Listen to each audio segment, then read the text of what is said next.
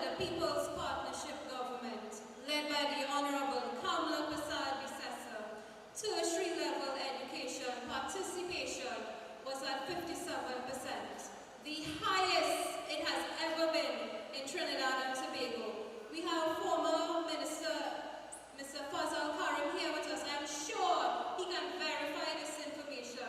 The facts speak for itself. However, under this PNM-led government, who implemented severe cuts to the GATE program, this figure has significantly been decreased. I would recall, as a student myself, my many visits to the GATE office to have my means test rectified as I was assessed incorrectly. Not only me, but this affected hundreds of students accessing this GATE program. This is what they're doing to the youth. This is what they are doing to you all here. How would you feel to know that you have to be interrogated just to access GATE, just to access a simple education? How would you feel? Many times I would see the uncertainty and disappointment in their eyes and on their faces when these students were being told that they would have to contribute and pay their GATE fees. The Honorable Kamala Prasad-Bissessar said that TNT's greatest resource is its people. I ask, why is Dr. Rowley and this government targeting us, the youth? Why? As a young person, having graduated with a BSc, I have faced many challenges and difficulties in obtaining a job. This government has not made it easier for us to acquire jobs.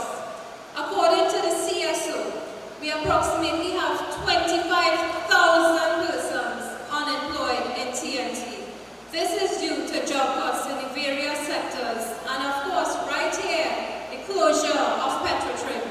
I ask this PNM government, what are your plans for job creation? How long would you go about blaming Kamala, blaming Kamala?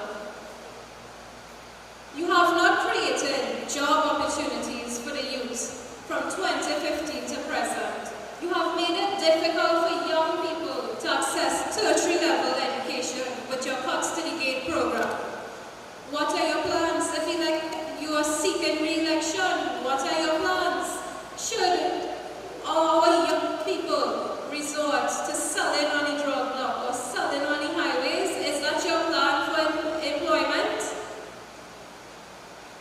We just put to blame Kamala. I want to ask this PNM government, as a young person myself, can I go to the bank for a loan with blame Kamala? Can I purchase a vehicle and tell my loans officer, well, blame Kamala? Can I pay for my education with blame Kamala? Can I pay for a mortgage with blame Kamala? No. This crisis we are speaking about was not brought about by COVID. This crisis started in September 2015 when this incompetent government assumed office. COVID just exposed the brutality and heartlessness of this government. Under Kamala Prasad-Bissessar, we had a drilling academy opened in St. Margaret, the San Fernando Teaching Hospital, and I would recall on the opening of that hospital, the Honorable Leader said, this project represents really a flagship project for us. I've always said my administration will not be marked by high-rise buildings, but one that is people-centered. How can this PNM government compare to this? Let me tell you, their people-centered are friends, family, and forests. Let's not forget, with the rental of Forest's building costing taxpayers $23 million. Let's not forget that. I heard Dr. Rowley saying by 2022 he plans to eliminate school books with the use of technology. But it was the same PNM government who removed the laptop program for children, removed the laptop program for our children.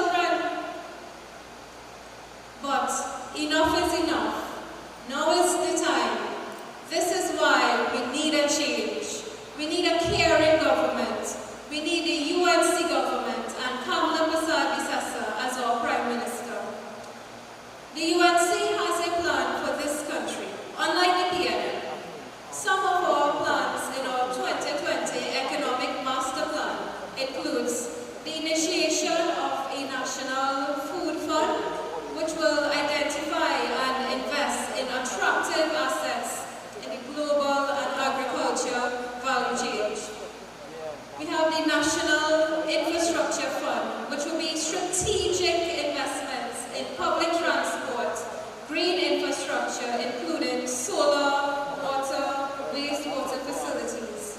We have the National Climate Fund, which will finance new green technology, startups to provide in the financial vacuum, so we can create a low carbon economy. Now, these three initiatives will mobilize financial resources for our economic development without raising public debt. Now, all these funds we plan on developing, but what has the PNM done? Only dip into the Heritage and Stabilization Fund, and they have not put anything into that fund. In San Fernando West, we have a young, vibrant candidate, Mr. Sean Sobers, who is on the ground, meeting people, finding out about their issues and problems, and assisting where he can. Let me congratulate Mr. Sean Sobers also on a very clean campaign, free of any mudslinging. As a youth, I fully endorse Mr. Sean Sobers, as I know he will be the next Member of Parliament for San Fernando West. Brighter days ahead, my people. The sun will rise again. Now is the time. Vote UNC. I thank you.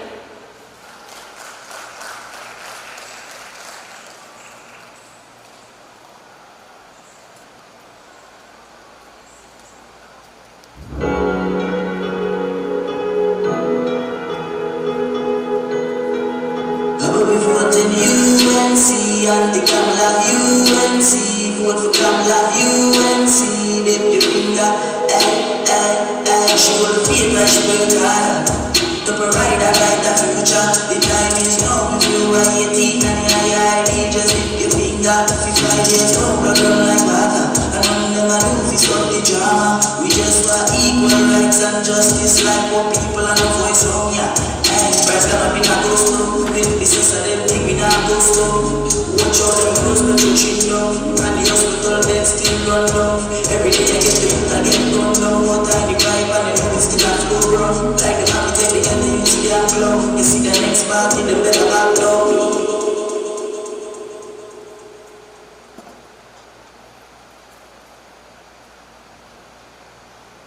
Ladies and gentlemen, please put your hands together for the UNC candidate for San Fernando East, Ms. Monifa Russell Andrews, another young speaker here this evening.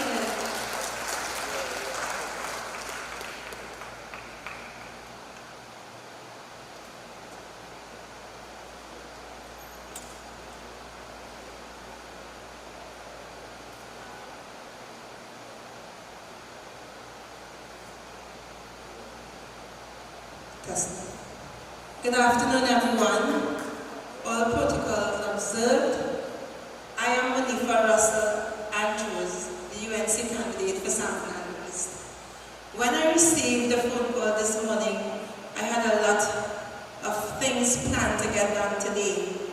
But when I heard of exactly what it was about, and it was about the youths on the whole, I said to myself, I must make the time to show my support here for 5 minutes at least, to let you all know that I commend you, and I'm so happy that you all have taken the initiative to do this drive and make this drive to send a message to the citizens of this country that you have a voice, you all have a say to everything that is taking place in this country. And I must say a full congratulations. Give yourself a round of applause, because I have been there once. I've walked your path once, and I know the struggles. I know the struggles about having to educate myself, go to school. I came from a very humble family. I know about living a life of poverty. I know about living a life with a single mother, no father, and I know the struggles, and I can relate to the ground. I can relate with individuals. I have a youth group by the name of the Future Achievers Group It's a non-profit organization where I work with youths. And my passion is to work with you. And I'm so happy that I have my colleague Sean Sobers. We carry that same love for youths, and I know you're going to be well taken care of by that candidate. There's nothing to worry about. He's going to do an excellent job serving you. We need to give you an opportunity to voice your concerns. We need to have a listening ear because you all are our future. And I said before, I know of the challenges, and you all must have a plan. You all must have your goals, and there's something that you must have, something that took me through life. There is going to be something that you have to concentrate on. You find that one thing that is going to be uplifting to you. There are so many factors that the Creator created that we can hold on to, that can drive us through all the challenges that we face. You have to build yourself to face challenges in this life, because there's going to always be challenges coming towards us. And we have to embrace it, but we must have a plan as to how we're going to move forward. So you all find that one thing. My one thing is the ocean. I love the ocean. So when I get depressed, I think about the ocean. So it works for me. You know, you all have the support of your parents, friends, family members. You all just know that you can count on those individuals. And as youth, I myself, when we get in office, I will join with my colleague, Sean Sobers, and we will do everything that is possible for the upliftment of your lives and your future, be it education and community upliftment. Thank you.